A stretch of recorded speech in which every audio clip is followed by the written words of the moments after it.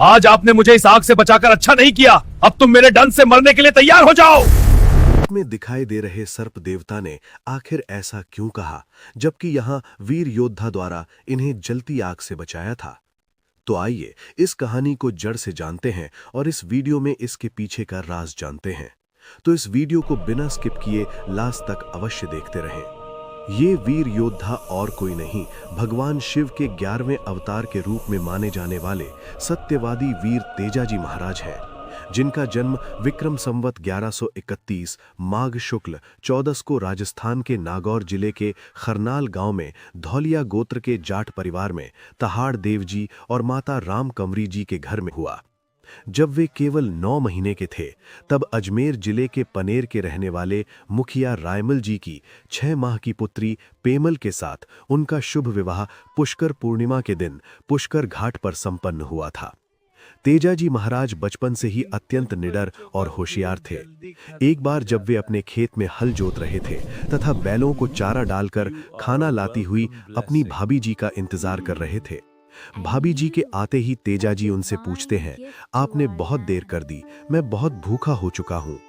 तब भाभी जी उलाहना दे देती हैं कि इतना जल्दी ही खाना चाहिए तो अपनी पत्नी को ले आओ। तेजाजी इस उलाहने को बहुत गंभीरता से लेकर वहां से उसी समय घर की तरफ रवाना हो जाते हैं और अपनी प्यारी घोड़ी लीलड़ पर सवार होकर ससुराल के लिए रवाना हो जाते हैं। चलते चलते शाम का समय हो जाता है। पनीर पहुंचकर वहां एक कुएं पर पानी ले जा रही महिलाओं से अपने ससुर जी का घर का पता पूछकर आगे बढ़ते ही हैं कि लाच्छा गुर्जरी नाम की महिला उनका रास्ता रोककर अपनी गायों को डाकुओं से छुड़ाकर वापस लाने को कहती हैं। तेजाजी तत्काल उन डाकुओं के पीछे अपनी घोड़ी को दौड़ा देते हैं। जब वे जंगल से गुजर रहे होते हैं, अचानक बीच रास्ते उन्होंने एक सर्प को अग्नि में जलते देख भावुकता में उसे अपने भाले से बचा लेते हैं। सर्प देवता को बहुत गुस्सा आता है और तेजाजी को कहते हैं कि मैं लंबे इंतजार के बाद इस शुभ घड़ी में मेरी सर्प योनि से मुक्त हो रहा था। आपने बहुत बड़ा अपराध किया है, मैं अभी तुम्हें डंस मारकर सजा दूंगा। तो तेजाजी ने सर्प देवता से माफी मांगते हुए कहा कि अभी मैंने किसी और को वचन दे रखा है, वादा करता हूं मैं उस वचन को पूरा कर जरूर आपके पास वापस लौटूंगा, तब डंस लेना। ये कहकर वो उन डाकुओं से गायों को छुड़ाने निकल पड़ते हैं। फिर डाकुओं से सुरसुरा नामक स्थान पर घमासान युद्ध करते हैं, खुद बहुत लहूलुहान भी हो जाते हैं।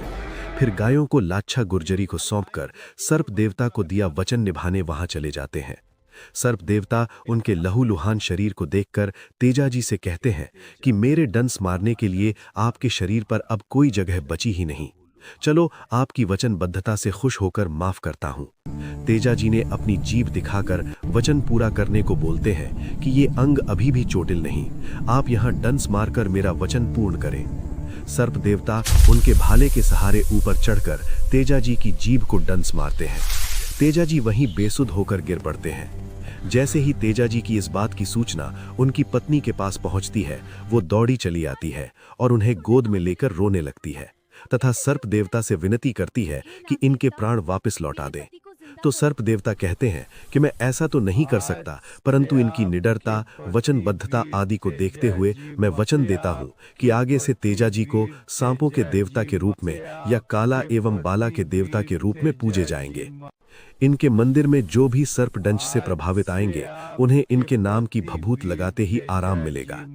इसके बाद माता पेमल दे तेजाजी को अपनी गोदी में लेकर उनके साथ ही सती हो जाती है। आज तेजाजी के जन्मस्थान खरनाल, ससुराल पनेर तथा निर्वाण स्थल सुरसुरा में भव्य मंदिर बने हैं, जहां लाखों यात्री मन की मुराद पूरी करने जाते हैं और अपने ही अंदाज में तेजा गायन का गान करते हैं। यदि आपको ये वीडियो अच्छा लगा तो मेरे चैनल को सब्सक्राइब कर इस वीडियो को लाइक और आगे शेयर अवश्य करें। साथ ही कमेंट बॉक्स में जय वीर तेजाजी महाराज लिखना नहीं भूलें। जय वीर तेजाजी महाराज।